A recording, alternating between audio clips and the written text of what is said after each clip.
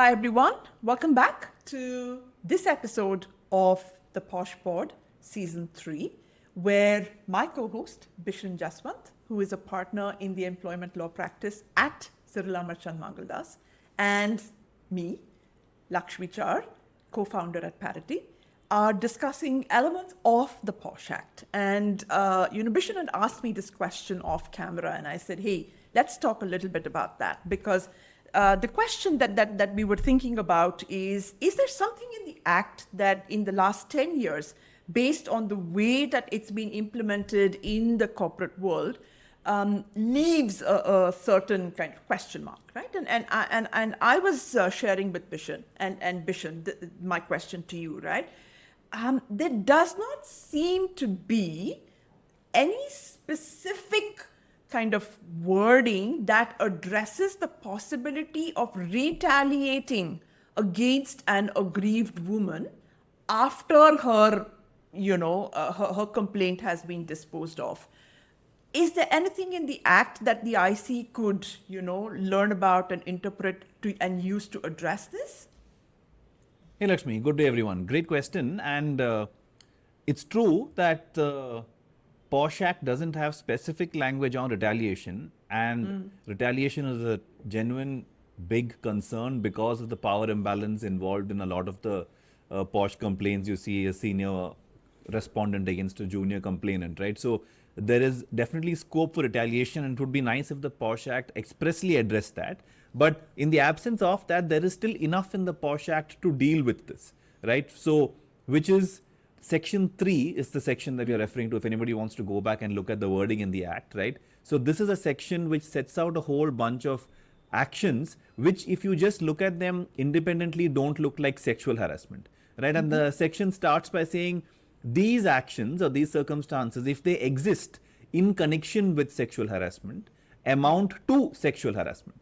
And so what are these? To break these up into two broad buckets, they are quid pro quo situations and they are hostile work environment situations, right? So either creating a threat of or, actually creating a detrimental impact to your employment or a status to your employment, or threat of or actually implementing preferential treatment in employment, right? Would be examples of sexual harassment, even though by themselves the mere act of giving preferential treatment in employment may not seem sexual.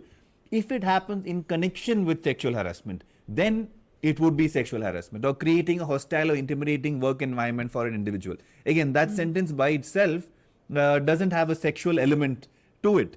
But if it is happening in connection with sexual harassment, and how would that be?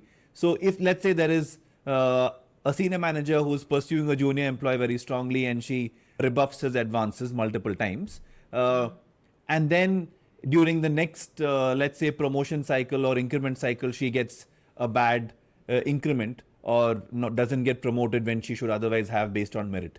Now this involves two acts of sexual harassment, right? One is the act of pursuing her strongly despite her rebuffing his advances. That is sexual harassment. But in connection with that, there has now been a promotion which didn't happen, which should have. And now, so the not giving of a promotion is also sexual harassment. And I know a listener could then here ask, what is the point of there being two grounds of sexual harassment? If he is anyway going to be found guilty of the first one, how does it matter if there is an extra ground? The reality is he probably would, face some sanctions in any case based on the first action alone. That is where the retaliation part comes. So let's say that the first round of actions happened, he pursued her strongly, she rebuffed his advances, and based on that she files the complaint, right? And he is found guilty, and let's say he's given a warning. Now, after this, he effectively doesn't promote her, right? That is, there is detrimental treatment to her employment or impacting the status of her employment.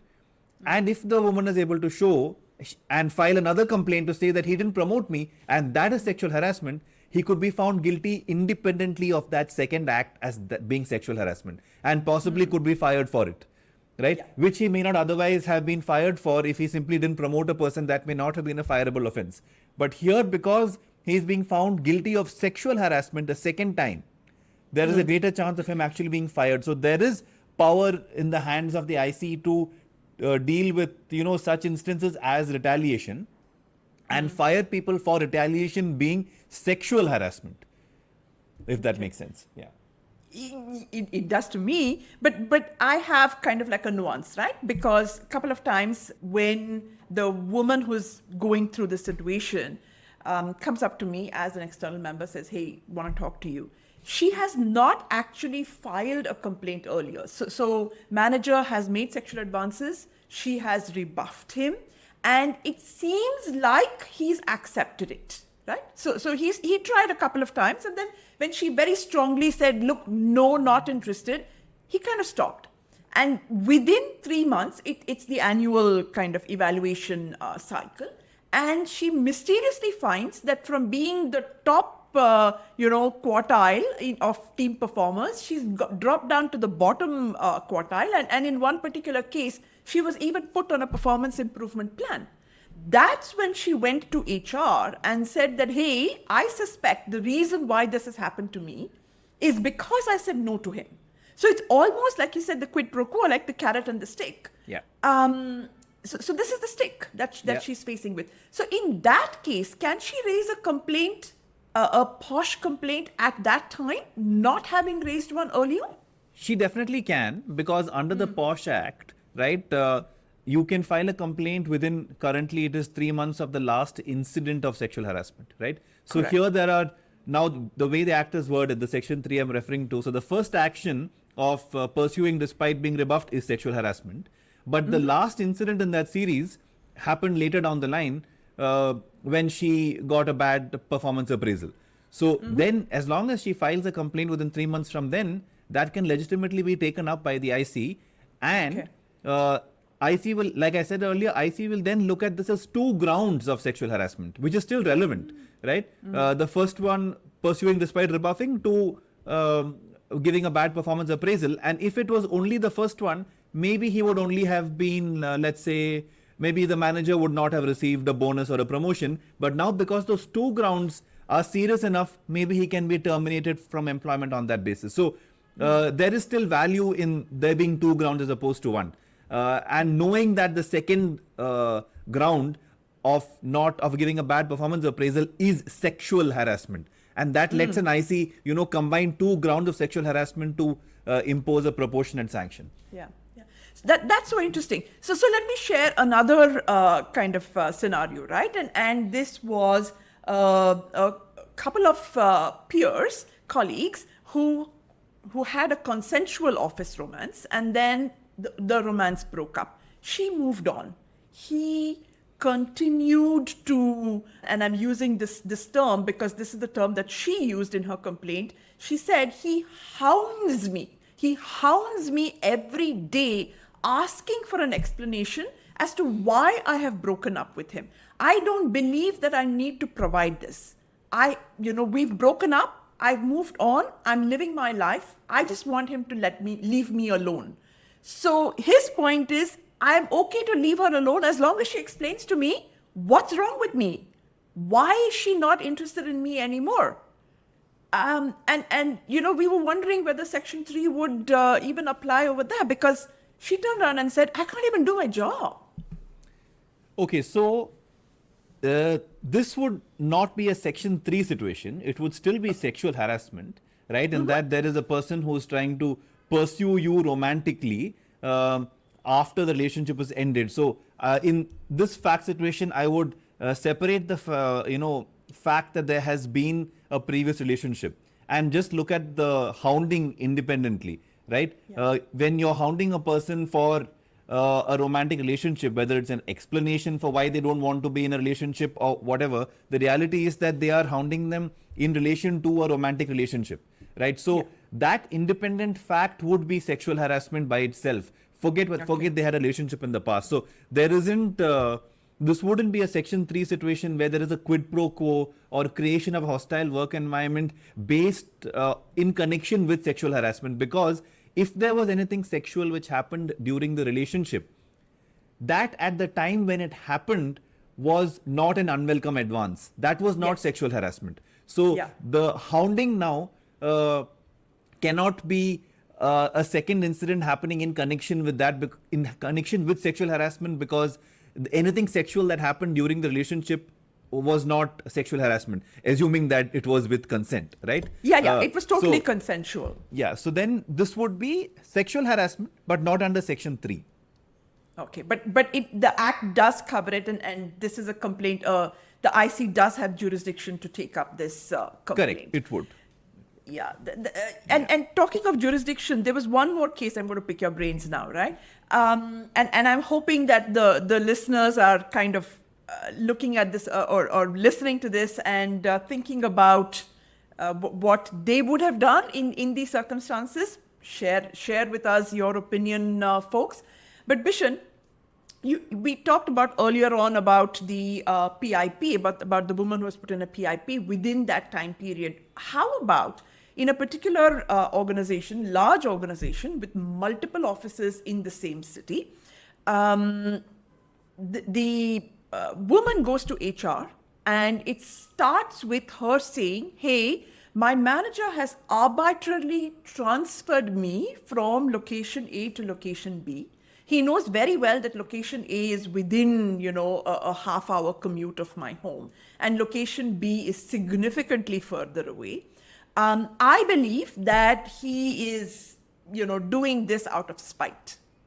And when the HR person kind of, sat and tried to unravel it, it turns out that she had rebuffed his advances, but this was probably 4 or 5 months ago. So it sounds awful for me to say this, but it's almost like, everybody's been through the training. Everybody knows it's 3 months plus 3 months at the discretion of the IC. So you wait 6 months and then you do something, right? So it was 6 months later and he transfers her. And he claims that, no, this is just a regular admin thing.